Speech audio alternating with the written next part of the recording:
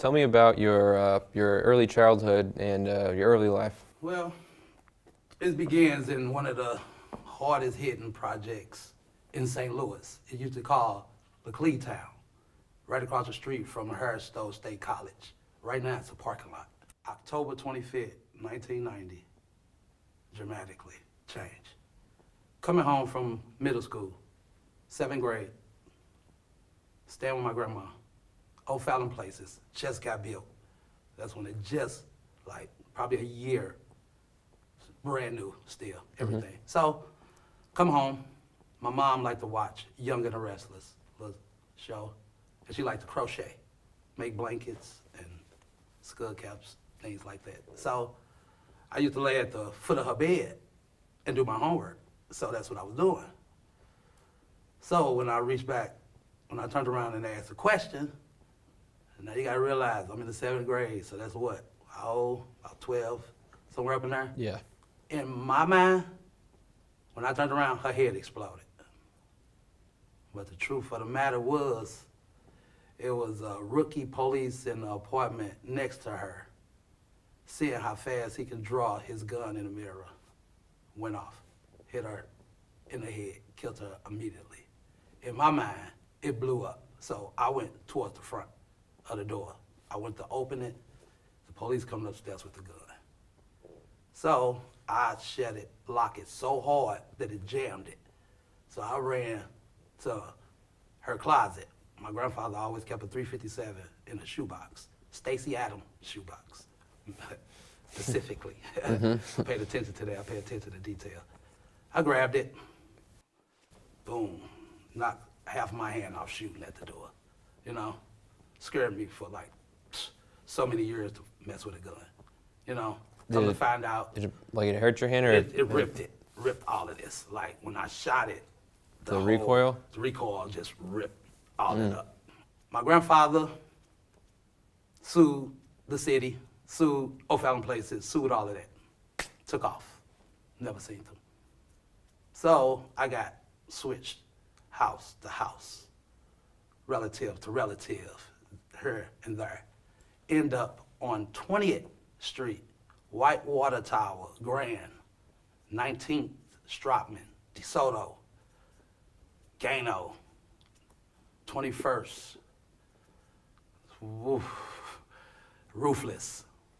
You couldn't wear red over there, period. If we see it, we was like bulls, and you will pay for that price. That was the younger days, you know. Corey Spinks, famous boxer, right there by my side. One of my best friends. And if I would have never got shot, he would be dead. His cousin, paralyzed right now today, named Scooter, leaving high school, shot in the back in the gangway, paralyzed right now. Older brother, you know, DeBrew Calvin, that was his name. Got killed on the Martin Luther King Bridge, leaving Club Cloud 9, that was the name of the club. He would have been a Floyd Mayweather right now. One of the best boxers I ever known. You know, so that's where I came up. So from that, we used to, drive-bys used to come through there. You'll come through, drive by, we duck, look, didn't move, we stayed there. You couldn't run us off of that area. I didn't know how it felt to get shot until I got shot. And I wanted that feeling. It might sound stupid, but I wanted to see what that feel like, because in my mind back then, I didn't think nobody cared. So I wanted that feeling to see if somebody cared if something happened to me. You know, wasn't asking for it, I was begging for it, to tell you the truth. You know what I'm saying? So, my buddy Derek, man, I ain't spoken that name in years. One of the biggest dope dealers I ever known in my life. Big dope dealer. I was his right-hand man, you know? So, me and a buddy of mine, Jake, I saved his life. He loved me right now today, from this day.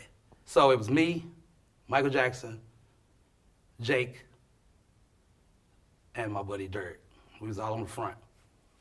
Now, Were you in the front of? in front of Derrick's house. Oh, okay. It was right there on 20th and Emily.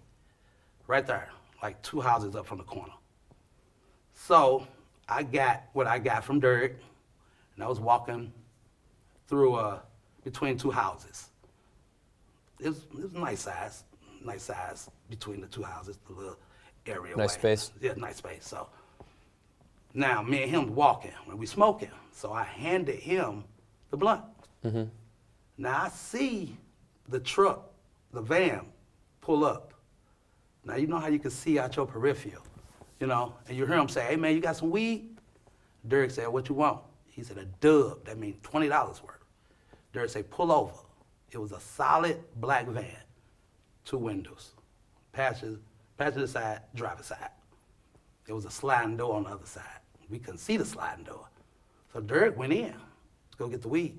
I continued to walk. By the time I heard, "What's up now, nigga?"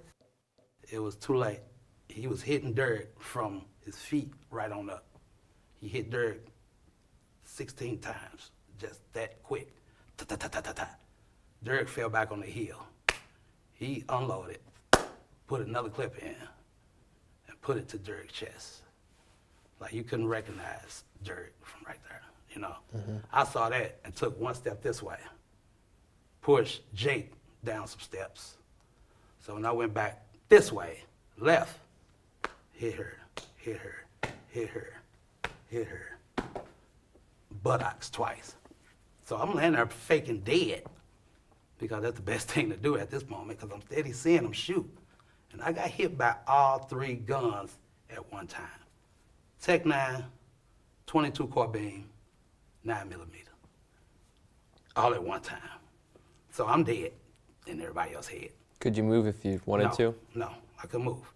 I didn't even know if I could, put it like that. Okay. I didn't even know. So I'm still seeing the bullets fly off the wall. I'm like, in my mind, I'm thinking, why is they still shooting? We all down, you know? So I feel somebody kick me over, and I happen to look up. If he would have just said, boom, I was dead. But these is so-called thugs, so they got to do everything dramatically. He did like that. He flicked it. When he flicked it, it hit me here. So I don't have this part of my chin. You see the plastic surgery right here. So Never noticed that before. You never noticed that, huh? No. Yeah. Is that why you keep the goatee? That's why I keep that. That's Okay. why I can't never grow a beard because it won't grow correctly, you know? So once he did that, from that point on, I was dead.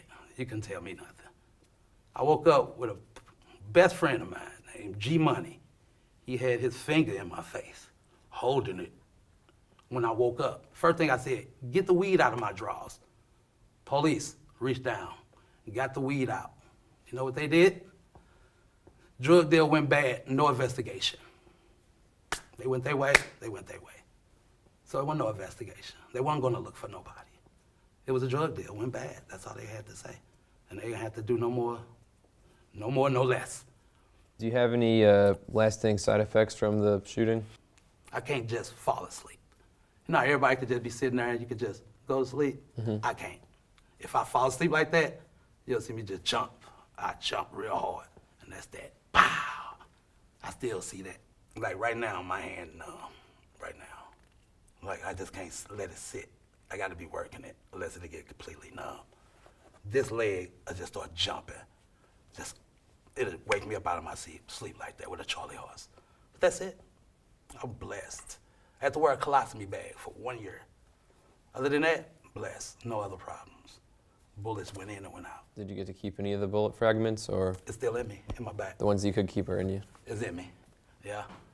Yeah, but I didn't want to keep that. I know what I got. These is good enough. My stomach speaks for itself. You dig? That's good enough for me. Yeah. You know? You don't need to keep it. You I got don't it. need it. Right. I don't need to keep it. I got it. But they rushed everybody else to the hospital. They didn't know about me back there. If it wasn't for my buddy Jake that I pushed down here, you know, they would have never known I was back there. You know, from that situation, man, it took me 3 years to recover. 1 year to walk upright, because I couldn't walk upright. I had to snoop down, you know. How long were you in the hospital? 9 months. I thought it was 2 days. I went in weighing a little bit more than what I weigh now. I got out weighing 75 pounds. Didn't look like myself, like nothing, you know? And I learned something from that. You know, everybody that I thought was my friend disappeared. They wasn't there. They wasn't at the hospital. They weren't coming around my house to see me. Think any of them took me to my doctor's appointment? No. You know who did? Corey Spinks, best friend of mine. Even when he was a celebrity, he still came by and made sure I was all right. And that's what you call a friend, right there. I wish I could have had him on video here, because he would have gladly did this. He would have flew here for this. You know what I'm saying? And my buddy Jake, I got out the hospital 9 months. He still had that rusty, he still had that little piece of blunt. He still had it. We smoked that blunt with my blood on it. He saved it. And from right now, man, that dude, like his family loved me. You know what I'm saying? See, that's where I didn't cry for the dead. I cried for the people that's still living. There ain't nothing I could do for them that's dead. You know what I'm saying? Mm-hmm. But who living, I could do something for. So what really, really changed me dramatically, my kids. Seeing them being born and everything was given up. And you know the good side of me.